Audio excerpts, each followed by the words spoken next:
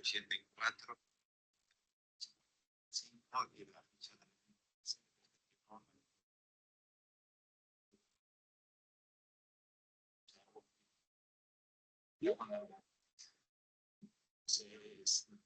no sé qué posibilidad hay para que me puedas dar información a una ficha. Creo que es lo pendiente de impartición, una sesión.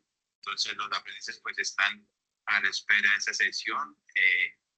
Creo que la ficha 336192.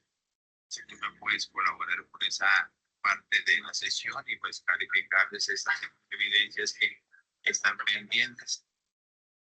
Instructor, buenas tardes, ¿cómo está? Por supuesto, mira, nosotros hasta ahora nos estamos pues como programando, volviendo pues como a iniciar todo este proceso contractual, porque iniciamos pues bien, eh, ins- instructor, buenas tardes, por supuesto, hay una ficha que se está calificando, solo que como iniciamos a mediados de este mes, estamos pues como apenas programando, reviviendo la inducción, remirando pues como lo que se dejó el año pasado pendiente. Y ahí esa ficha que se está pendiente por calificar, se va a calificar a más tardar mañana, se envía el reporte. Y no sé cuál es la sesión que mencionas adicional, porque yo di las clases completas el año pasado. No sé si tienes otra ficha para programar y la vamos programando este año, ¿listo?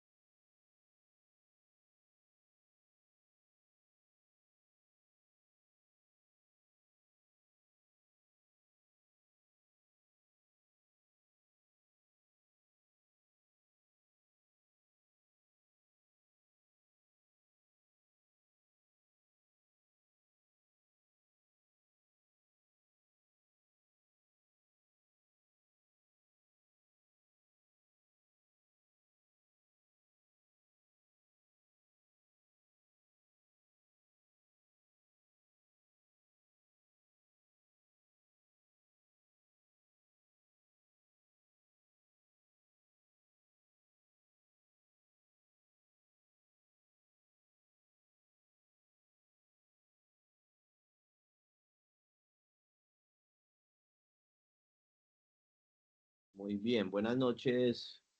¿Cómo están? ¿Me escuchan? Buenas noches, buenas tardes. Están. Perfecto. Vamos a dar comienzo a la tercera clase de Derechos Fundamentales en el Trabajo para este técnico en contabilización de operaciones comerciales y financieras. Mm, Permítame para efectos que quede en la grabación. Estuvimos mirando estos 2 primeros días diferentes temas. Primero hablamos de personas, sociedad, trabajo, dignidad humana, eh, derechos fundamentales en el trabajo. Se habló un poco ayer de derecho laboral individual, donde vimos los elementos esenciales del contrato, tipos de contrato, figuras como acoso laboral, también temas de relevancia como la estabilidad laboral reforzada.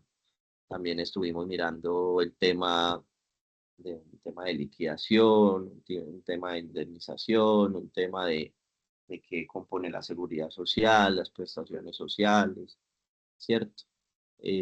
Hablamos también de, digamos, como tal, de quienes aplican a esa estabilidad laboral reforzada, ¿cierto?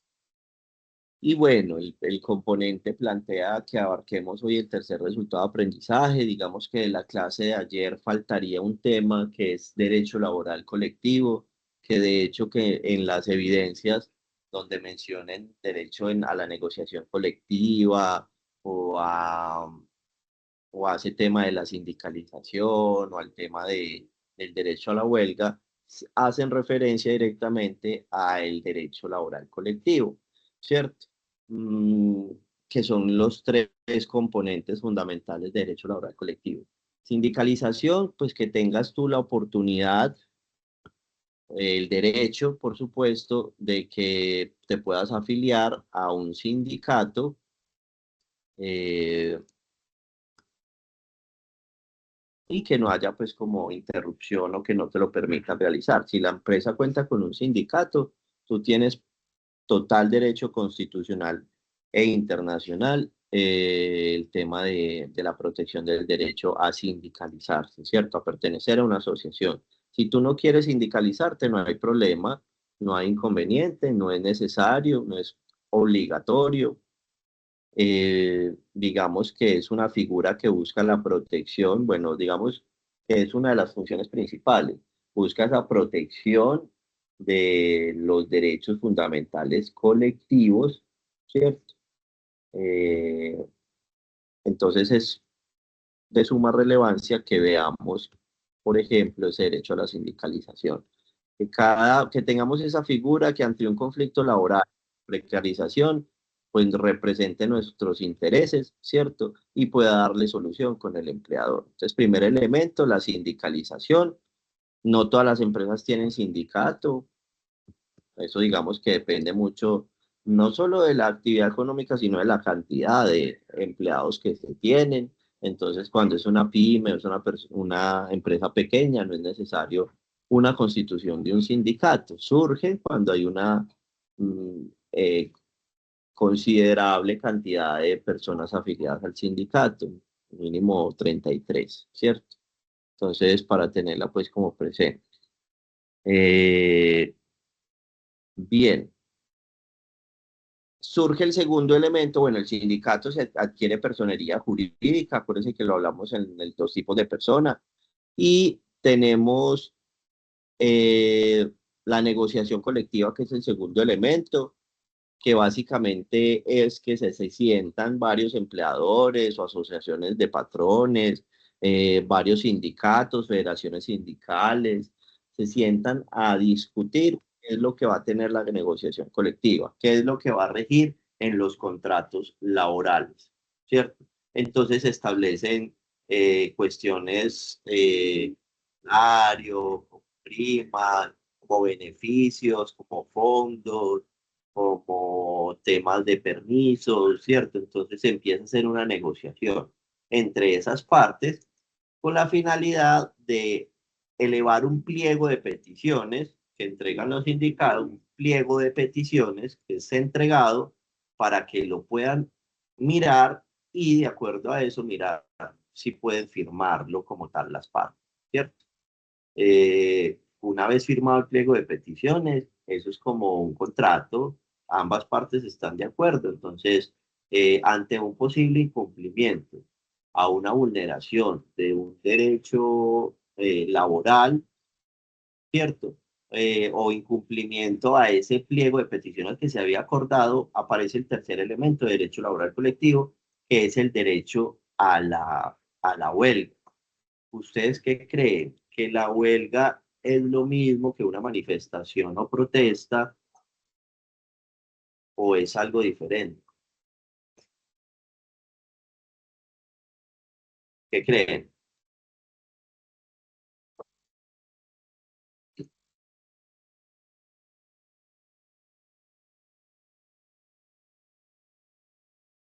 Instructor, yo creo que son un poco diferentes.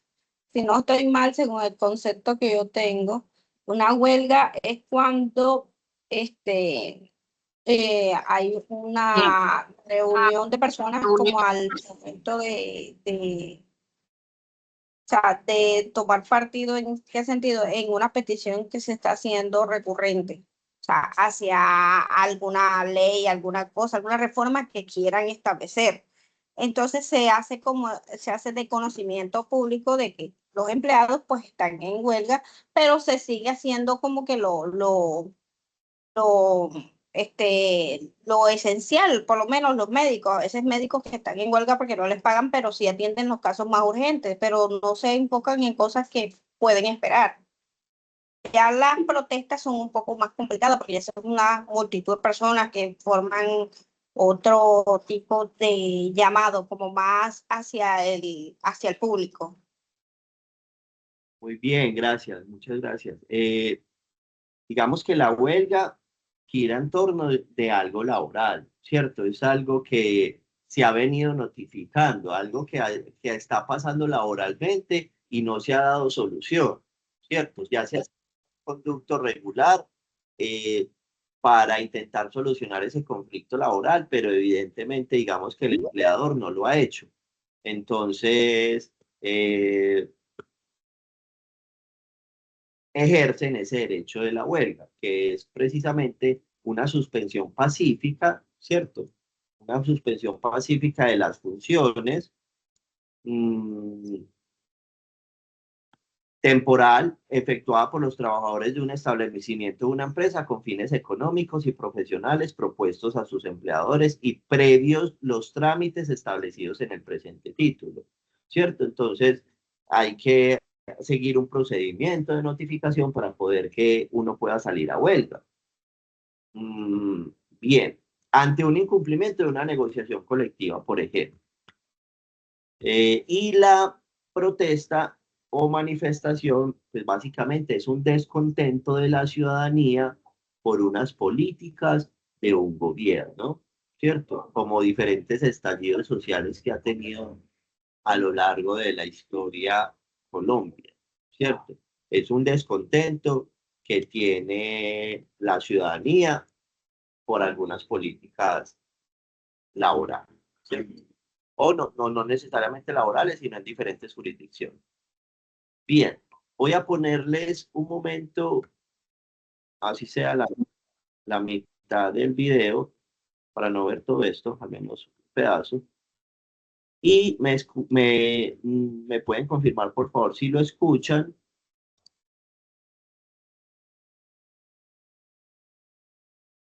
Prestaciones sociales.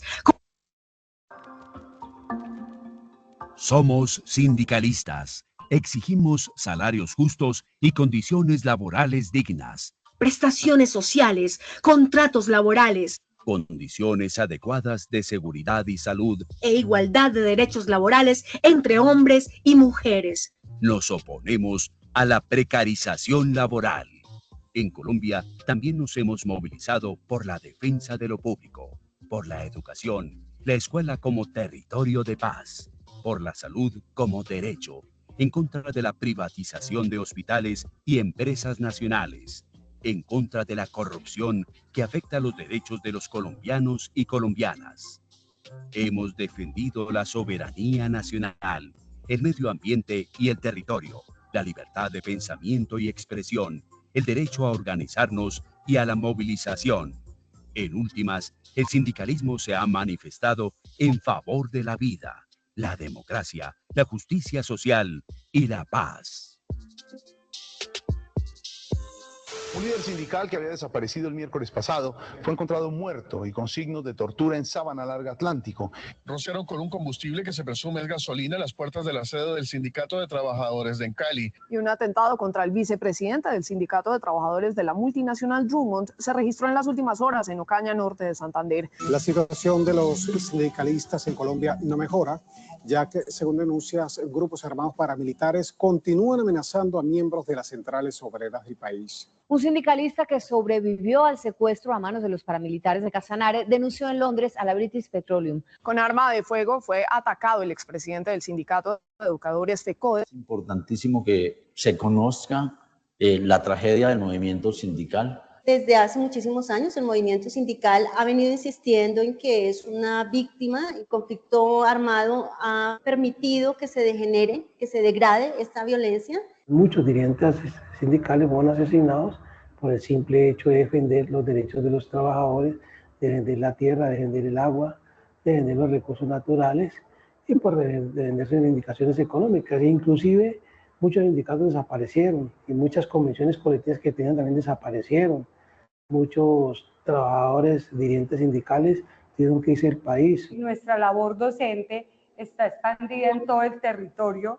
Nosotros estamos presentes en la última vereda y entonces en medio de ese conflicto el maestro actúa, el maestro se involucra con estas comunidades y obviamente así como defiende sus derechos como un trabajador, también defiende los derechos de esas comunidades y esto ha hecho que a él se le persiga, se le victimice, se le asesine, se le desplace. La impunidad es muy grave. La impunidad está llegando al 95% de los casos de las organizaciones sindicales. Y este ha sido un factor muy negativo para el movimiento sindical colombiano. Las luchas del sindicalismo en Colombia se han visto entorpecidas por la estigmatización, la persecución y la violencia en su contra. Por esta razón, el sindicalismo se ha tenido que movilizar incluso por el derecho a la vida. El sindicalismo colombiano ha vivido lo que ningún movimiento sindical en el mundo. Una violencia histórica, sistemática y selectiva. Al menos 15.245 violaciones a la vida, la libertad y la integridad cometidas contra sindicalistas entre 1971 y 2020 son muestra de ello, aunque debe tenerse en cuenta el subregistro. ¿Por qué? ¿Por qué nos asesinan? Si solo por la esperanza de América Latina. 11.850 hechos se han cometido contra hombres y 3.395 contra mujeres. 6.437 hechos se han cometido contra dirigentes sindicales. Más de 3.000 vidas de sindicalistas han sido acabadas, entre ellos 950 dirigentes y activistas. Miles de sindicalistas también han sido víctimas de desaparición forzada, atentados contra la vida, exilio, desplazamiento forzado, detención arbitraria, secuestro, tortura, allanamiento ilegal, hostigamiento y amenaza. Sedes sindicales han sido atacadas. Han ocurrido robos de archivos. De manera diferencial y con intensidades variantes, la violencia antisindical se ha extendido por todo el territorio nacional. Ha golpeado alrededor de 500 organizaciones sindicales presentes en distintos sectores de la economía y de distintas centrales sindicales. Haciendo un recuento histórico, vemos cómo la cultura y la violencia antisindical están presentes incluso desde que nacieron las primeras organizaciones de artesanos, trabajadores y trabajadoras en el país. Desde entonces, se empieza a configurar el modo de tratamiento antisindical, es decir, un conjunto de representaciones culturales, sociales y políticas de lo sindical basadas en prácticas de negación, exclusión, represión, deslegitimación, estigmatización, persecución y exterminio de lo sindical. En el año 2019 fueron asesinados 19 sindicalistas en Colombia. La violencia antisindical sigue siendo un grave obstáculo para la libertad sindical y para la defensa de derechos humanos y laborales. Según la Confederación Sindical Internacional, CSI, en su informe para el año 2020, Colombia ocupa el tercer lugar entre los peores países para trabajadores y trabajadoras en el mundo. La impunidad de crímenes cometidos contra sindicalistas supera el 90% y la reparación integral para las víctimas aún es tarea pendiente. La afectación más grande ha sido, primero, como doblegar al sindicalismo a unas formas de comportamiento donde, digamos, le reduce su accionar y genera formas de pensar frente a los maestros y frente a FECODE en la sociedad, donde pensar crítico o hacer propuestas es sinónimo de adoctrinar o sinónimo de ser subversivos y no permitir que se desarrolle libremente el pensamiento y la cátedra.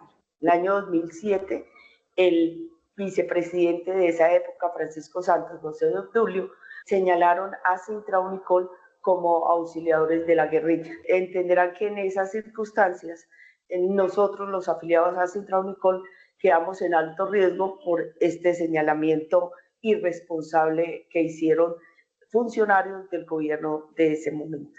Nosotros como ANTO sí se ve como el gobierno, a través de entablar sus políticas de privatización en el sector salud, ha tratado de exterminar el movimiento sindical. O sea, del implante de la Ley 100 empiezan asesinatos a nuestros líderes sindicales, los sindicatos entonces en salud empiezan a perder gente y empieza ese proceso de tercerización tan grande que hasta el momento hemos tratado de erradicar. De los años 2002 y anteriormente, las condiciones no daban, digamos, para hacer un trabajo gremial, un trabajo de derechos humanos, un trabajo político, un trabajo con los campesinos, porque nos indicaban de cosas que nosotros como organizaciones campesinas pues nada teníamos que ver con que allí hubiesen presencia de grupos al margen de la ley. Hemos sido afectados porque hemos perdido muchas garantías que teníamos en las convenciones colectivas. Nosotros como organización sindical creemos de que esa violencia en muchas regiones ha afectado al movimiento sindical y podemos decir bastante que afectó a Sintra Inagro porque en el reporte que tenemos un promedio de 1.300 trabajadores asesinados de nuestra organización sindical. Sintra Minegética hemos sido víctimas de este conflicto armado, la presión constante, las amenazas constantes, sobre todo los grupos al margen de la ley. Una para financiar a los grupos paramilitares para cuidado de la línea férrea que en ese entonces estaba siendo bombardeada, y el otro era para exterminar al sindicato. Eso se hizo en el departamento del Cesar. Desde 2004 ha sido amenazado con grafitis en la puerta de los baños de la compañía, con panfletos que me han llegado. Uno sabe aquí que eso le cuesta a uno, pero sabemos también todo el interés que hay de esta explotación carbonera cuando hay un sinnúmero de trabajadores tercerizados que los están explotando, que hay una serie de muertos por accidentes industriales, que hay una serie de enfermos que no podemos ocultar por culpa de esta minería. La USO ha venido defendiendo a capa y espada de que no se siga entregando los campos petroleros a otras multinacionales, de que el petróleo sea nuestro, y por ello pues el Estado colombiano ha venido utilizando el conflicto para decir que la mayoría de los que reclamamos los derechos laborales y la nacionalización de los recursos somos guerrilleros, y comienza una persecución sistemática donde hemos tenido ya 86 muertos, 3 desapariciones forzadas, más de 35 heridos, y por no hablar de muchos trabajadores que han tenido que salir del país y de entes sindicales, y la guerra continua del Estado en contra del sindicato, queriendo acabar con su personalidad jurídica. A ver, no. Dejémoslo hasta ahí. ¿Alguien quiere opinar acerca de este asunto? ¿Qué piensan de los sindicatos? Digamos que eso es un video donde muestra los miembros, ¿cierto?, de diferentes sindicatos, donde hablan pues como de diferentes realidades que pasan en Colombia. No sé si tienen otra realidad o han escuchado algo o qué opinión tienen de los sindicatos, qué creen, sirve para la sociedad, contribuye, no son necesarios. Zoraida. Bueno, buenas tardes, profe.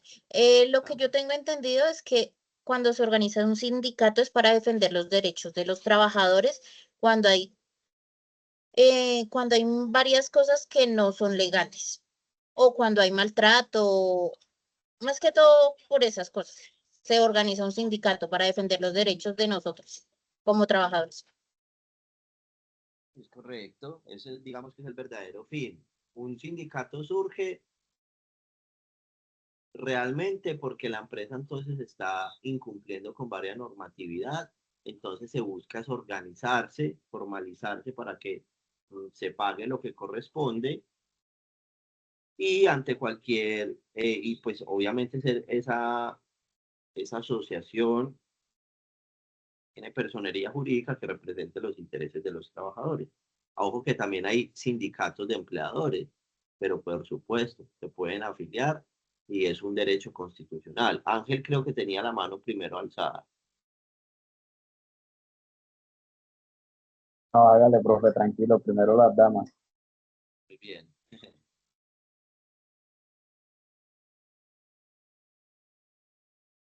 Buenas, instructor. Bueno, la opinión que tengo sobre los sindicatos no es que sea, sino más se habla más desde el miedo, porque por lo menos, pues, para nadie es un secreto que la costa Caribe fue más azotada por lo del paramilitarismo.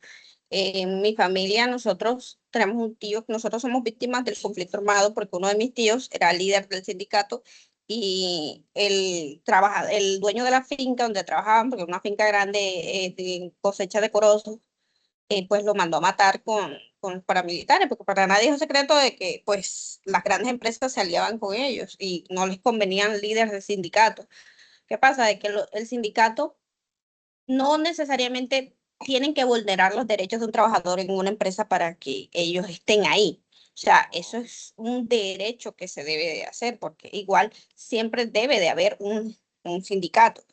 Entonces, el hecho de que por ser solamente sindicalista tengan un estigma de que son guerrilleros, porque esa es la mala creencia que hay en Colombia sobre el sindicato, es algo pues perturbador, por así decirlo. Nosotros perdimos un tío a manos de ese tipo de creencias, de ese tipo de lucha, porque a la final siempre termina siendo una lucha, porque es como un pequeño grupo de personas en contra de una maquinaria súper grande.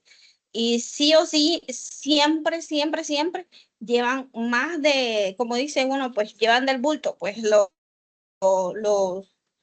esas pequeñas concentraciones de grupos de sindicales.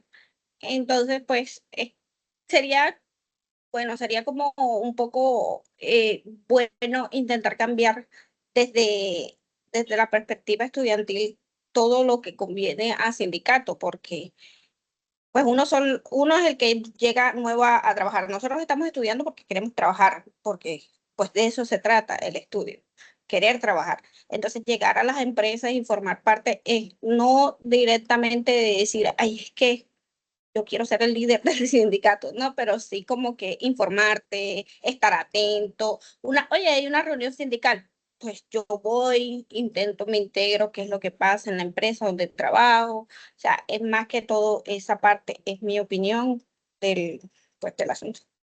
Beli, muchas gracias y muy amable por contar pues parte de tu historia, de lo que ha sucedido. Ahí confirmas también lo que se evidenciaba y se mostraba en el video, ¿cierto? Como todas esas zonas en donde se han vulnerado derechos y obviamente en donde el ser miembro del sindicato es pues como ser subversivo, ser una persona conflictiva o que va a poner problemas o que, ¿cierto? Y no necesariamente. Es un derecho constitucional fundamental, ¿cierto? Conocer tus derechos, saber tus deberes también, ¿cierto? Entonces, es muy normal. Lamentablemente hay sindicatos y empresas en donde se han visto pues como a través de sentencias que realmente se exceden de sus límites, ¿cierto? Porque empiezan a cometer una serie de delitos contra miembros. Entonces eso es muy triste pues porque estamos hablando de una vulneración directa a los derechos humanos, al derecho a la vida, como mencionabas pues del asunto de la historia que contabas. Entonces, bueno, siempre ha sido una lucha constante, siempre ha sido un movimiento continuo porque la sociedad es cambiante y porque con esos cambios tenemos que ir evolucionando y transformando de cierta manera y regulando de la mejor manera adecuada lo que sucede en el ámbito laboral, ¿cierto? A través de la costumbre, a través de lo que realizamos cada día. Entonces, bueno, por ese lado. Por acá mencionan.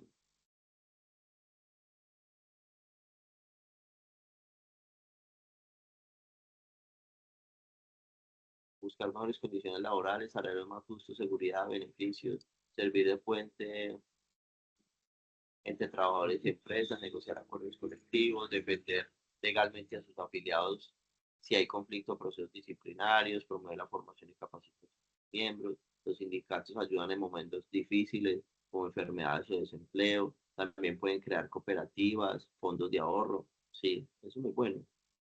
Y programas de bienestar, gestionar recursos para llevar a cabo todas esas actividades. Muy bien, por supuesto. Son dentro de las funciones que tiene el sindicato, ¿cierto? No necesariamente tenemos que pensar pues, que llegan allá es como a pelear y a pedir cosas que no, o sea, se pueden pedir cosas que están estipuladas por la ley, ¿cierto? Y que es posible. Yo trabajé en el sector financiero cerca de 4 años y yo pertenecía al sindicato del Grupo Aval. Y ahí hay un fondo que se llama Fondo Occidente. Y en ese fondo a nosotros nos prestaban dinero con una tasa muy asequible, muy barata, gracias a pertenecer al fondo. Entonces, es una manera de buscar ciertos beneficios para el trabajador que sea posible y de digamos, una manera más justa y distributiva de la prestación de ese servicio, ¿cierto? Y de estar subordinado. Entonces, yo te ayudo, pero también ayúdame a salir adelante. Entonces, ha sido difícil porque lo que se busca incluso con esta regulación del salario mínimo es tener lo que se llama un salario vital, que va en consonancia con, digamos, ese derecho o esa dignidad laboral que debes tener como mínima para poder subsistir de acuerdo a las condiciones, de acuerdo a lo que valen los productos, de acuerdo a lo que significa como lo mínimo base para vivir. Ángel. Profe, ¿qué más? Pues bueno, yo no es que vea a los sindicatos como algo malo, lo que sí veo como malo es cuando se abusa del derecho. ¿A qué me refiero yo con eso? Yo he visto que particularmente aquí en Colombia impera es la ley del más vivo, por así decirlo. Entonces tú te metes como líder sindical es porque tú no quieres trabajar, quieres pasar supuestamente en reuniones del sindicato y para apalancarte para proyectos políticos particulares. Entonces, pues, no pienso yo que los sindicatos sean malos ni nada de esa cuestión, no, sino también es el abuso del derecho. Yo trabajo en el sector salud y en un tiempo trabajé en auditoría de cuentas médicas y uno particularmente veía también abusos del derecho. O sea, por ejemplo, personas que solicitaban procesos netamente estéticos, quitándole la posibilidad o ese recurso a otras personas que de pronto sí estaban enfermas. O sea, y yo creo que se asocia más esa mala visión del sindicato, es producto de eso mismo que muchos sindicatos crearon, que es el sobreabuso del derecho, que los líderes querían era pasar tomando cerveza los viernes en el grupo de sindicatos supuestamente, que querían era que les dieran camionetas, que querían era una cantidad de cosas pues excesivas, y eso fue lo que quedó en la mentalidad. Porque particularmente yo no es que lo vea como una cosa mala, no, sino es cuando ya se extralimita ese derecho, que es lo malo. Muy bien, Ángel, por supuesto, también totalmente válida porque también se ha probado que hay ciertos abusos en exceder esos derechos que proponen, ¿cierto? Porque si se destina un recurso, si se destina algo para una función específica y se está incumpliendo o tiene que ser para cosas de ocio, ¿cierto? Digamos pues que no se puede, digamos, a un punto como de dar más de lo que no corresponde, ¿cierto? Cuando hay un abuso precisamente de ese derecho como menciono. No, eso se acuerda, entonces simplemente no, no accedemos a eso y tenemos razones jurídicas laborales para argumentar por qué razón no, ¿cierto? Entonces, también es un planteamiento como entre una negociación colectiva, precisamente, ¿cierto? Entonces, llegar a acuerdos ha sido difícil a lo largo de la historia de la humanidad entre personas. Entonces, ponernos de acuerdo nos ha costado, lo intentamos mucho, pero bueno, no hay que abusar. Para nadie es un secreto que hay sindicatos que incluso se vuelven coimas de la empresa. Eso es otra figura de pronto, que el sindicato se vuelve el amiguito del empleador, ¿cierto? Y evita prestarle atención a los conflictos laborales o apagar esos fuegos para no permitir como la adecuada, digamos, protección que tiene que tener el sindicato con el trabajador, ¿cierto? Pero bueno, Exactamente. también es muy válido tu punto de vista, también sucede. Aquí es como intentar llegar al punto pues como más equilibrado entre las partes. Eso es lo que ha costado mucho, pero también es una realidad que es muy válida, Ángel. Listo. Perfecto.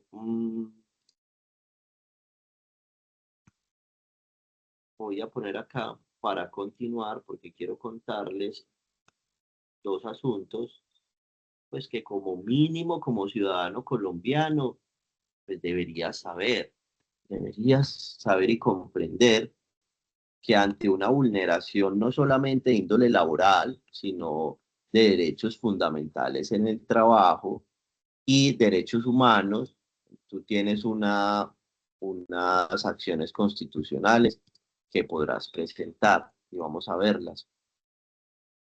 La primera acción constitucional es el derecho de petición. Seguramente alguno lo ha escuchado, otros de pronto no tienen ni idea qué es. Entonces, bueno, te digo que la Constitución Política de Colombia te da este derecho como colombiano, que toda persona tiene derecho a presentar peticiones respetuosas a las autoridades por motivos de interés general o particular y obtener pronta resolución, ¿cierto? ¿Qué quiere decir? Que tú como ciudadano colombiano tienes derecho a presentar una solicitud, una petición, ¿cierto? Una información de algo a las autoridades. Y cuando tú presentas ese derecho de petición, es deber de que te den una respuesta de fondo. ¿Qué quiere decir? Que te contesten todo lo que tú estás preguntando y en caso de negativa o de negativa en el procedimiento o en algo, pues que te informen los motivos por lo cual no se puede cumplir. La respuesta tiene que ser oportuna, quiere decir que te tienen que contestar en los tiempos o términos que dice la ley, que ya lo vamos a ver, y también debe ser congruente, que quiere decir que te tienen que contestar pues con congruencia a lo que preguntaste. Y por último, la notificación efectiva. Te tienen que contestar al correo electrónico o a la dirección de domicilio por correo certificado. Hay 3 tipos de derechos de petición en Colombia. El primero es de información o petición de documentos. ¿Cómo así? Con ejemplos de información. Señora alcaldía, le entrego este derecho de petición porque yo quiero saber cómo cómo mi padre puede ingresar al programa de adulto mayor. Ella quiere una información, esa persona quiere una información. Puede presentar un derecho de petición. De documentos, por ejemplo, que usted le escriba al empleador y usted le esté diciendo, venga, por favor, me da el certificado laboral, y no le dan su certificado laboral y usted nada, nada y nada. Usted manda el derecho de petición y eso sería un derecho de petición de documentos. Tú estás necesitando un documento como tal. El segundo tipo de derecho, bueno, y ese primero tiene un tiempo de respuesta de 10 días hábiles. Si lo presento hoy miércoles, a partir de mañana jueves empieza a contar los 10 días hábiles. También tenemos un derecho de petición de interés general y particular. Con ejemplos, interés general, un conjunto de personas tienen un mismo interés, presentan un derecho de petición porque tienen un interés general. O particular, puede ser tú o esa persona que no le han autorizado el medicamento, no le han autorizado la cirugía, no le dan una cita, hay alguna vulneración a algún derecho, entonces tú vas a tener un interés particular, ¿cierto? Entonces tú envías un derecho de petición. Y la respuesta es de 15 días hábiles. Lo presento hoy miércoles y a partir de mañana jueves empieza a contar los 15 días. Y el último tipo de derecho de petición es de consulta, es un derecho de petición que no es tan recurrente verlo, pero la ley lo establece y el término de respuesta es de 30 días. Estos 3 tipos de derecho de petición se pueden prorrogar. ¿Qué quiere decir? Que la persona que tiene que responder puede prorrogarlo por el mismo tiempo. O sea, el de 10 días se puede dar una prórroga una única vez de 10 días más. El de 15 otros 15 días y el de 30 otros 30 días. Solamente una vez se puede solicitar la prórroga. Puede ser justificando porque la persona que va a responder el derecho de petición quiere dar una respuesta de fondo o congruente, entonces necesita más tiempo. Puede utilizarlo una sola vez. Listo. ¿Qué pasa si no me contestan el derecho de petición? Se le conoce como un silencio administrativo y tú cumpliste con lo que está precepto en la Constitución Política, en el artículo del derecho de petición, de presentar solicitudes respetuosas como un derecho fundamental. Tú cumpliste con presentarlo. Listo. Entonces, si no te lo contestan, tú ya tienes otra acción constitucional que puedes presentar, que ahorita la vamos a ver. El derecho de petición también procede contra particulares en Colombia cuando prestan servicios públicos, cuando ejercen funciones administrativas o cuando el peticionario está en el estado de subordinación o de defensión, como en el trabajo, ¿cierto? O en ciertos aspectos que la ley los obliga a dar cierta información o documentación. El derecho de petición lo podemos presentar de manera verbal, de manera escrita o por medios electrónicos, como un PQRS-F, D, petición, queja, reclamo, sugerencia, solicitud, felicitación o denuncia. Eso es también un derecho de petición. Una página de alguna entidad que tenga presencia en la web, se supone, y más si es pública, que tiene que tener un apartado en donde ponga atención al cliente, ¿cierto? Y ponga precisamente para presentar PQRSF, que es un derecho de petición. La petición, pues valga la redundancia, de la P de PQRS. ¿Alguna persona de aquí ha presentado en algún momento un derecho de petición?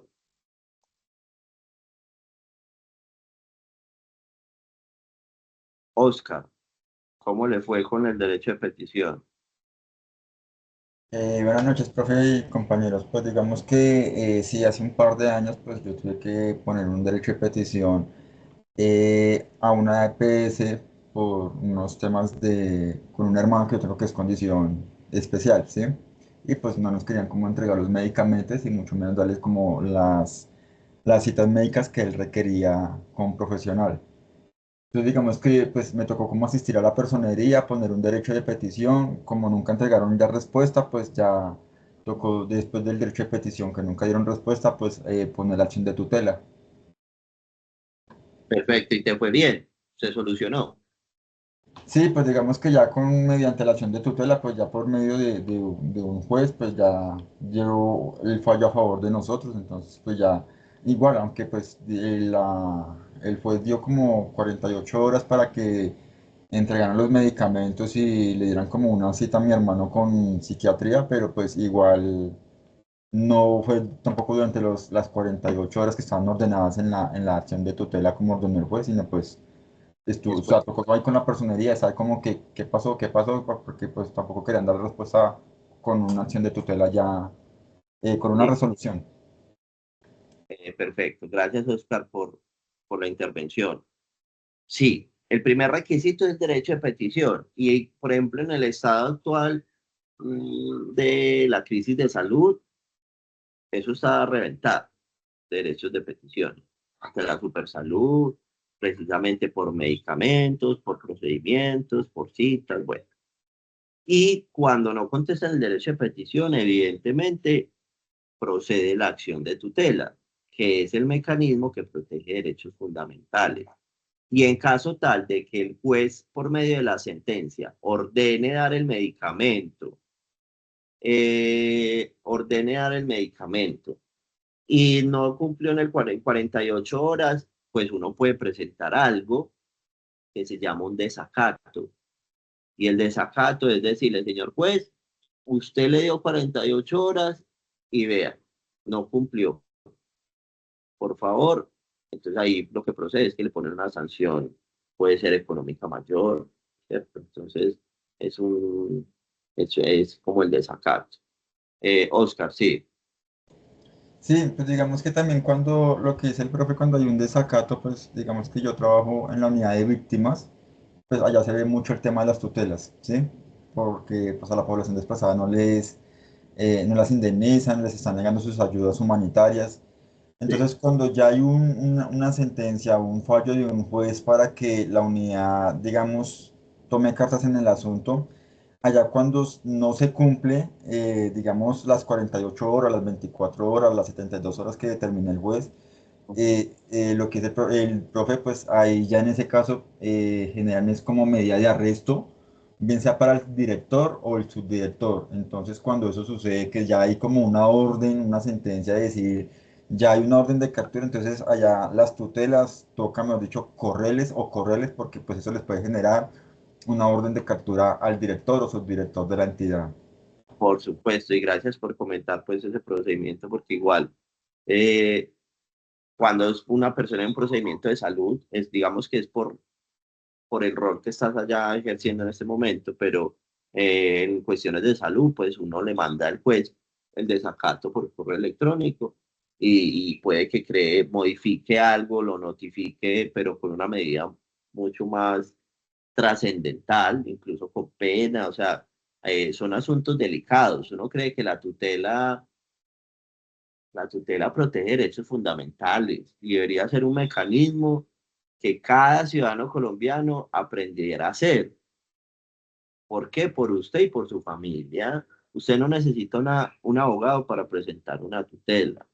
Usted obviamente necesita saber leer y comprender qué derecho le vulneraron, dónde está, dónde lo busco, cómo se protege, qué han dicho de ese derecho a través de sentencias.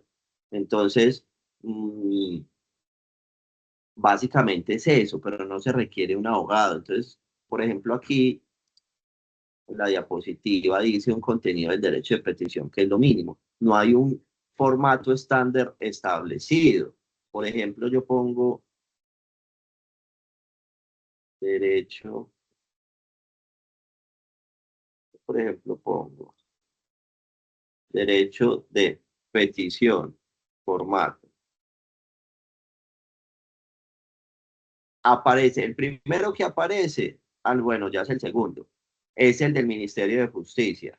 Es un formato del derecho de petición. Básicamente, que lo puedo utilizar para que no hay un formato estándar. Usted como mínimo debe cumplir con identificarse, decir dónde vive, por qué está presentando el derecho de petición, cuáles fueron las razones o los hechos que lo motivaron a presentarlo, si tiene documentos de soporte y firma. Menciona, eso sí, el artículo del derecho de petición. Eso digamos que no es tan complejo redactar. Y pasamos a la siguiente acción constitucional, que es la acción de tutela, ¿cierto? Que como mencionaba el compañero ahorita, que es la siguiente acción después del derecho de petición en no acatarlo, toda persona tendrá acción de tutela para reclamar ante los jueces en todo momento y lugar mediante un procedimiento preferente y sumario. ¿Qué quiere decir? Que la acción de tutela tiene preferencia por encima de cualquier tipo de proceso judicial en otras jurisdicciones. Tiene más relevancia que un proceso de familia, un proceso civil, que un proceso, digamos, comercial. O sea, la tutela está por encima. ¿Por qué? Porque busca la protección inmediata de esos derechos constitucionales fundamentales cuando resulten vulnerados o amenazados. ¿Quién puede instaurarla? Nombre propio, por medio de representante legal, por medio de apoderado, y obviamente la tutela puede proceder contra el empleador porque estamos en ese estado de subordinación o indefensión frente al particular. Ojo, yo no puedo presentar, o bueno, lo voy a hacer como de pregunta. Yo puedo presentar la acción de tutela inmediatamente al juez sin haber presentado primero un derecho de petición. ¿Qué creen? No se puede, creo que no, porque primero debe seguir como el procedimiento. El procedimiento siempre es una petición primero, porque hay muchas veces que pues no nos solucionan de una vez el conflicto inmediato, sino de que con la petición sí se resuelve. Ya al momento de no resolverla con la petición, con el derecho de petición, ahí sí procede la tutela. Gracias por tu aporte. ¿Qué dice Oscar? Profe, pues digamos que lo que hizo la compañera es cierto, pero pues también pero se puede de pronto presentar así de una vez el derecho de tutela, pero pues de pronto va a fallar, por lo que digamos no se está siguiendo como el conducto regular de primero el derecho de petición y el que no tenga la respuesta, ahí sí de pronto mínimo por ahí unos 2, 3 derechos de petición, que fue lo que me pasó a mí para poner la acción de tutela, que ya se había hecho la petición a la EPS, por la Superintendencia de Salud, por canal telefónico. Entonces ya pues como por ningún lado respondían, pues ya me tocó acudir a la personería y pues digamos que ya con esos soportes generar la acción de tutela. Pues digo, se podría de pronto hacer, pero de pronto pues no va a tener validez porque van a decir, pues que usted nunca ha hecho un derecho de petición, ¿cómo va a poner una tutela si nunca ha solicitado, de un ejemplo, a la entidad como tal lo que quieres para que te den una respuesta para que puedas de pronto llegar a esta instancia? Listo, gracias, Oscar. Sí, tienen razón en lo que dicen, que primero tiene que haber un procedimiento, tiene que hacer un requisito de procedibilidad, tiene que agotarse primero todos los medios judiciales y más el derecho de petición, que es una solicitud respetuosa. Es lo primero que yo voy a presentar. Hey, necesito esto, me informas esto, pasa esto, sucede esto, por favor, solucioname esto, ¿cierto? Esa solicitud respetuosa, pero les faltó algo en la respuesta, porque hay una manera para que la acción de tutela pueda presentarse sin necesidad de presentar el derecho de petición. Y esto es cuando yo puedo presentar acción de tutela sin antes presentar derecho de petición, cuando yo presento la tutela para evitar un perjuicio irremediable. ¿Qué quiere decir?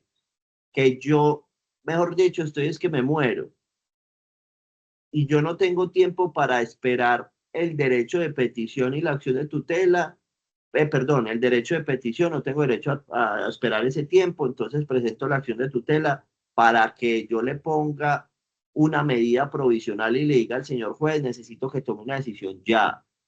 O sea, vea la tutela ya y tome la decisión ya. ¿Por qué? Porque me estoy desangrando, no sé, estoy haciendo popó con sangre, yo qué sé, alguna situación que vaya a causarte un perjuicio que no se pueda volver a remediar. Es la única manera de que puedas presentar una acción de tutela sin presentar un derecho de petición. ¿Listo? ¿Cuál es el contenido? Pues básicamente, con la mayor claridad posible, la acción o la omisión que la motiva, o sea, si hubo una acción o una omisión que le motiva la tutela, el derecho que se considera vulnerado o amenazado, el nombre de la autoridad pública o del particular, que presuntamente vulneró o amenazó el derecho fundamental si fuere posible, y la descripción de las demás circunstancias relevantes para decir la solicitud, como lo son el nombre, lugar de residencia, dirección de notificación del solicitante y el juramento que no se ha presentado otra acción de tutela por los mismos hechos. Ojo, usted no puede presentar una tutela y entonces el juez se la negó y yo, bueno, voy a presentar otra. No, usted podrá presentar las que quiera por circunstancias diferentes, ¿cierto? Y la tutela tiene un término de respuesta de 10 días. La presento hoy, a partir de mañana empieza a contar los 10 días. Ojo que yo en la acción de tutela, yo puedo presentarla con un apartado en algún campo de la hoja que diga medida provisional.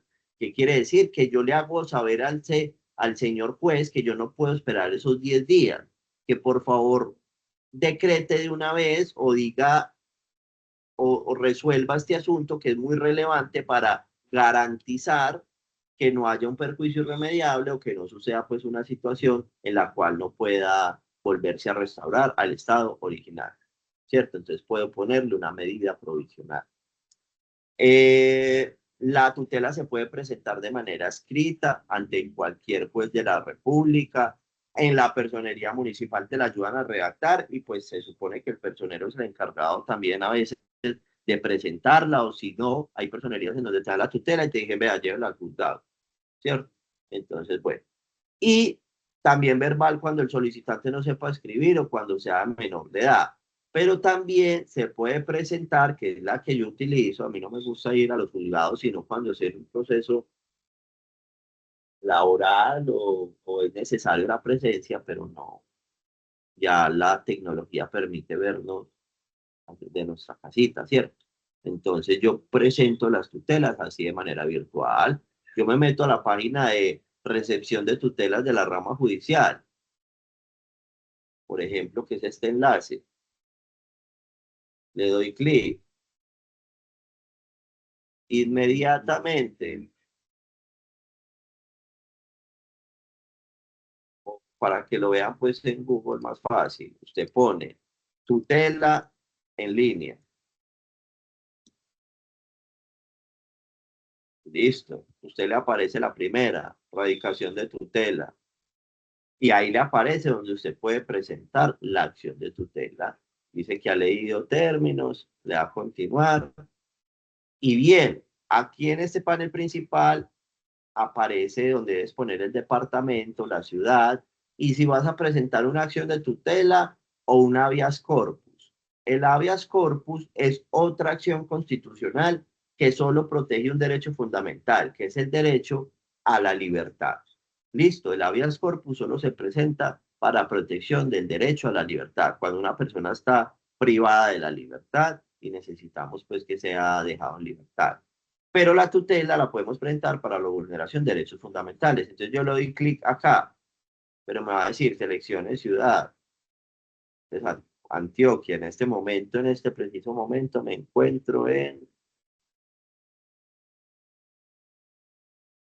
Cisneros. Acá me dice, no puedo presentar la tutela, hay restricción en el horario, que solamente la puedo presentar de 8 de la mañana a las 17 de la noche, o sea, eso es que a las 5, con un receso del 12 a 1, o sea, de 12 a 1 de la tarde. Entonces, hasta ahora ya no se puede presentar y hay que presentarla a la hora, pues mañana a las 8 de la mañana. Listo. le damos salir, me salgo, pero ya saben que ahí la pueden presentar y les voy a mostrar algo adicional. Ustedes abren Google. Espérenme, yo proyecto. Yo haría estos cursos, de verdad yo haría estos cursos, pues no solo por mí, sino hay que pensar que en algún momento a su familia puede que le pase algo. Entonces es importante que podamos ayudarles. Ustedes ponen campus virtual, Defensoría del Pueblo.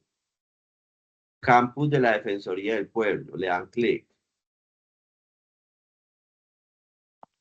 Hay mucho material, hay mucha información. Revista de Educación de Derechos Humanos. Más, voy a aprovechar y la voy a descargar. Listo. Yo me voy a cursos. Miren acá en la parte de arriba dice cursos. Yo bajo. Me preguntan qué te gustaría aprender. Y pues hay mucho para aprender. Y todo esto es gratuito y que es lo mejor. Pero entonces usted le puede dar acá mecanismos de protección.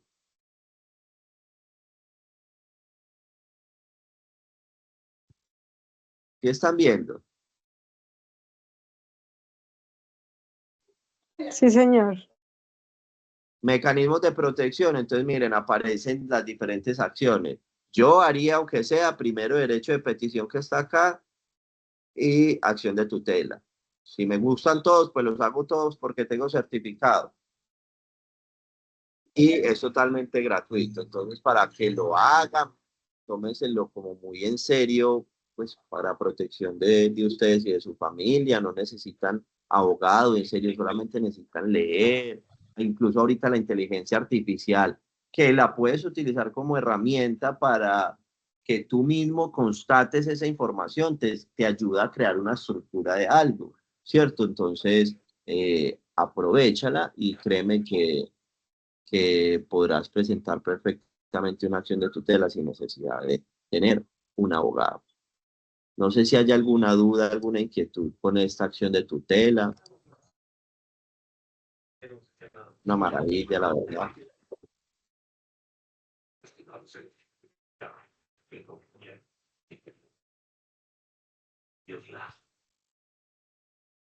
Saidi.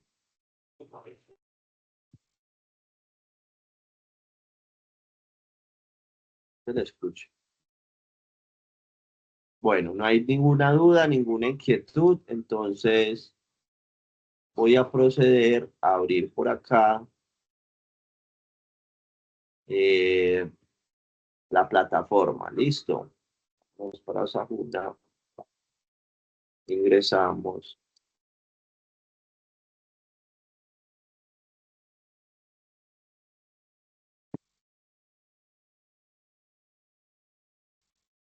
Denme un momento. Ya estoy ingresando acá a la plataforma, que es que si la dejo abierta, se me cierra por tiempo.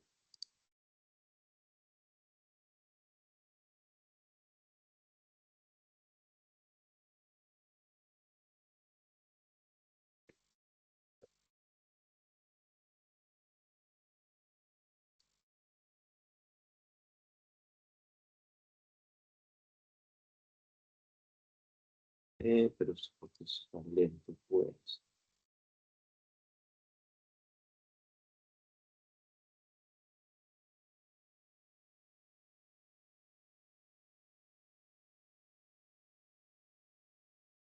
Bueno, estoy intentando ingresar, espérenme un momento. Mientras tanto, no sé si vayan teniendo alguna duda acerca de las evidencias, acerca de lo que hemos visto.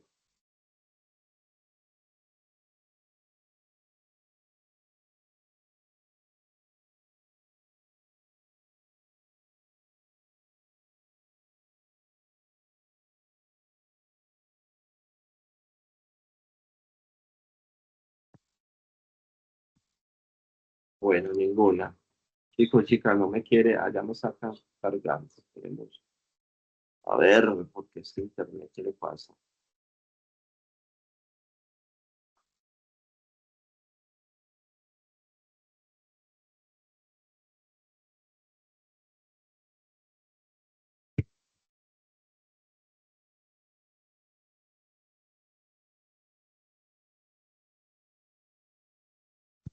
Ah, y aparece en el error.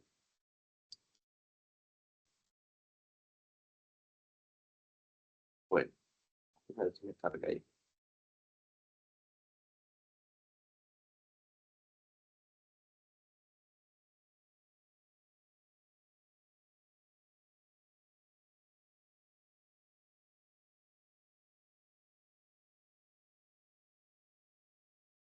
Díganme si han podido ver la grabación. ¿Sí les está dando acceso?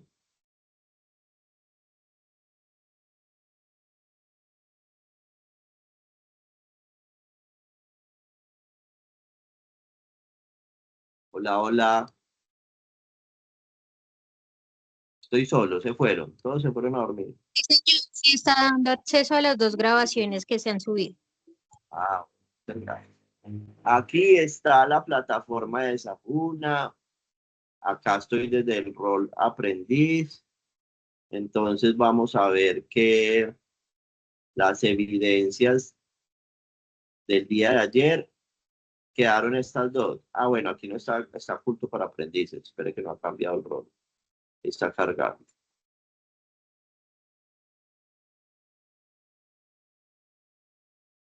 Ah.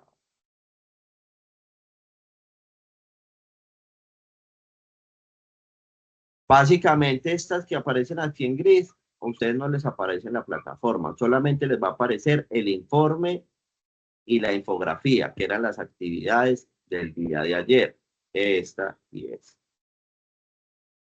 Para el día de hoy tenemos dos actividades, bueno, creo que cargó.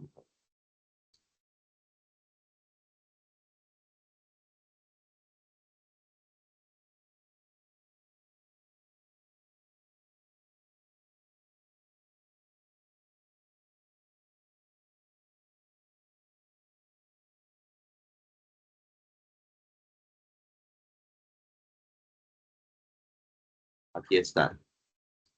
Listo, entonces aquí les aparecen las dos actividades del resultado de aprendizaje de ayer, el informe y la infografía. Debajo les va a aparecer las dos del día de hoy, que es el foro estudio de caso y el texto argumentativo. Profe, ¿dónde está esa actividad? En la guía de aprendizaje.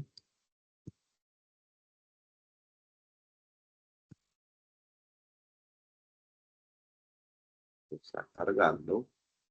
Que tiene todas estas actividades, incluso las mías, que son las últimas. Está cargando para mostrarles que tiene el foro y que tiene esa evidencia.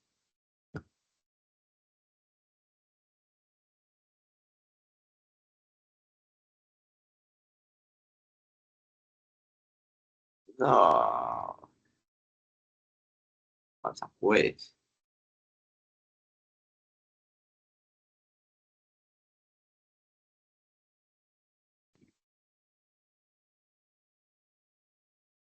¿Me confirman si están viendo la por favor? Sí, señor. No, señor. No. Ahora sí, señor. Ahora sí. Sí, señor. Listo, entonces vámonos para el tercer resultado de aprendizaje. Está exactamente en la página número...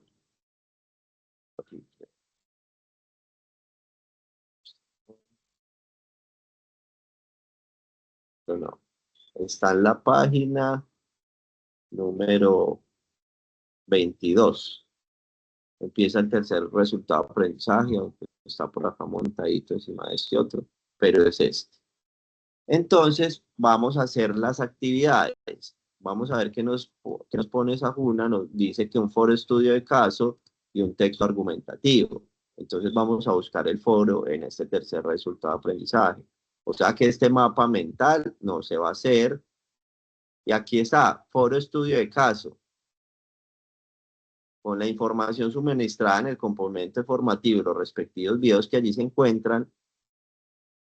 1. Sobre el caso asignado por el instructor, trabaje en grupo y determine. Pueden escoger el caso a su libre albedrío. Un caso de una vulneración laboral, ¿cierto? Una noticia, algo hipotético. ¿Cuáles son los derechos de los trabajadores que no se cumplen? ¿Cuáles son sus respectivas cuantías? Cuando habla de respectivas cuantías, ¿cuánto creería usted que debería indemnizarse a ese trabajador? ¿Cierto? También puedes apoyar. Si gusta, yo te puedo pasar las diapositivas. Las puedo cargar aquí al chat ahorita. Preparen una cartelera digital donde presenten el incumplimiento de los derechos, ¿cierto? Esa información será socializada en el foro y debatida en el grupo. Entonces vas a participar en el foro que está aquí. Le vas a dar clic.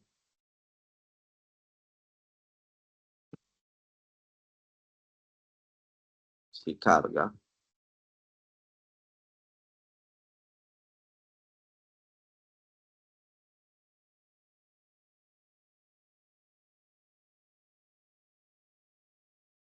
Ahí cargó. Yo le doy clic. Ah, bueno, aquí lo puedo agregar. Entonces acá agrego el debate. Pues aquí puedo darle clic y pongo lo que me dice que debo entregar en el foro. Y aquí si quiero ver el instrumento de calificación, entonces ahí me descargó. Aquí te va a descargar en el computador o en el celular y te va a decir cómo voy a calificar yo ese foro. Recuerda que todas las notas yo te las voy a asignar de acuerdo a los instrumentos de evaluación. Por ejemplo, dice, si contestas todas las preguntas del caso, 30%. Si realiza la cartelera digital con representación del incumplimiento de derechos, en el caso que elegido y sus conclusiones, saca 50%. Ahí ya llevarías 80%, ¿cierto? Y si debates a nivel grupal, quieres ir participando en el foro, pues sacas otro 20%. Recuerda que cada evidencia se aprueba con el 70% en adelante. Eso con respecto a la evidencia del estudio del caso. Listo. Y ahora vamos a ver la siguiente. Entonces, como vemos que... A ver, yo me devuelvo acá. Como lo vemos en la respectiva plataforma de Sajuna, tenemos el foro de estudio de caso acá. Y debajo tenemos el texto argumentativo. Esas son las que están habilitadas. Mira, evidencia 2 y evidencia 4. Entonces yo me voy a la guía y este cuadro comparativo no lo voy a hacer. Me voy a la evidencia 4, que es el texto argumentativo, ¿cierto? Ojo con esto, que este sí es digamos, una opinión personal, ¿cierto? Referente a estos aspectos. Vas a escoger uno de estos tres temas. Ay, espérenme. Vas a escoger alguno de estos tres temas que están acá: la importancia del derecho de la asociación, el derecho a la huelga o el desafío del derecho en el mundo moderno. Alguno de esos tres temas los vas a escoger para hacerme un texto argumentativo mínimo de una hoja, ¿cierto? Esas son las dos evidencias de este tercer resultado de aprendizaje: foro estudio de caso y texto argumentativo. Ya para mañana vamos a hablar de las últimas dos evidencias que tiene esta competencia transversal. No sé si hay alguna duda, alguna inquietud, algo que quieran decir, aportar. Sí, instructor, yo tengo una pregunta. Yo creo que quizás era para el día de ayer, pero pues ayer no tenía audio y no pude hacerla como en el tiempo. Ayer estábamos hablando en caso de tipo de contratos, indemnizaciones y tipos de despido. Conciencialmente para esta semana hubo una compañera que me llamó. Ella entró de incapacidad, ella se cayó de su moto y se fracturó el brazo y duró incapacitada 3 meses. Y pues cuando ingresó, pues yo digamos que solo tenía entendido que por seguridad y salud en el trabajo se deben de reubicar, debe haber una reubicación de puesto, pues cuando se entre en un tipo de incapacidad, sí. Pero ella me decía que sentía como que la querían mandar a vacaciones como para, no sé, hacer tiempo, como si la fueran a sacar. Okay. Entonces ella me preguntaba que que en ese caso ella qué podía hacer o algo así, porque pues ella no ha faltado, digamos que a su trabajo, fue algo pues externo, algo que se sale de las manos, pero pues que no sabía cómo reaccionar, digamos que en esos sentidos. O sea, uno cómo puede saber que el empleador está haciendo bien en las decisiones que está tomando después de que uno entre en una incapacidad de esta magnitud. Listo, Diana. Te voy a responder.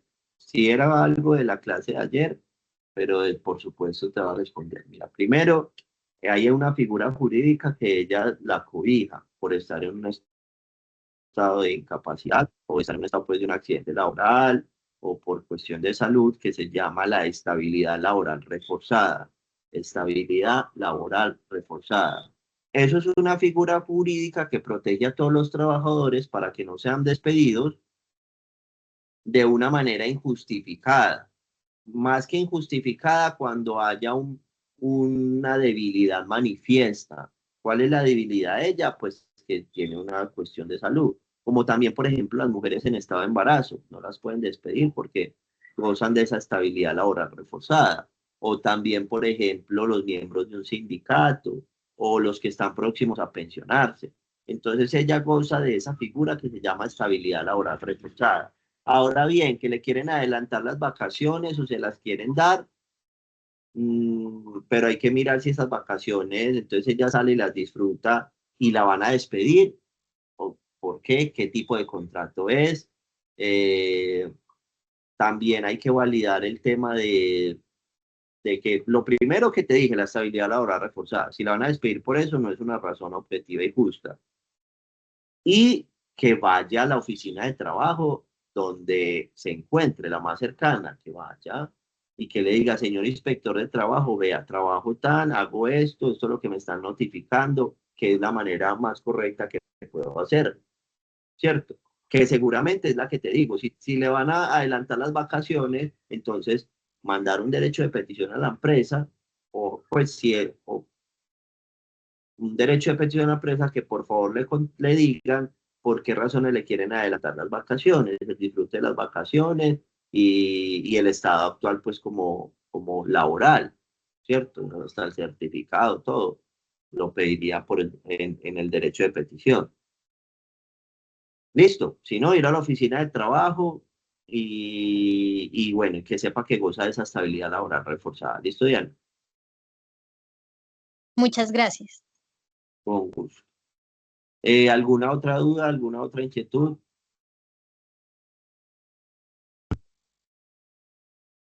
Bien, si no hay más dudas, si no hay más inquietudes, se pueden desconectar. Hey, nos vemos mañana, clase de Derecho Laboral con relación a las instituciones, entidades que están prestas para la defensa de los derechos humanos, ¿cierto?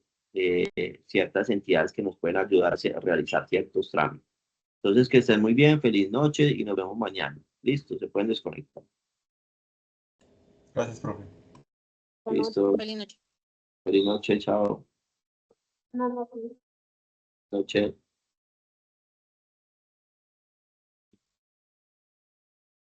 Gracias, instructor. So.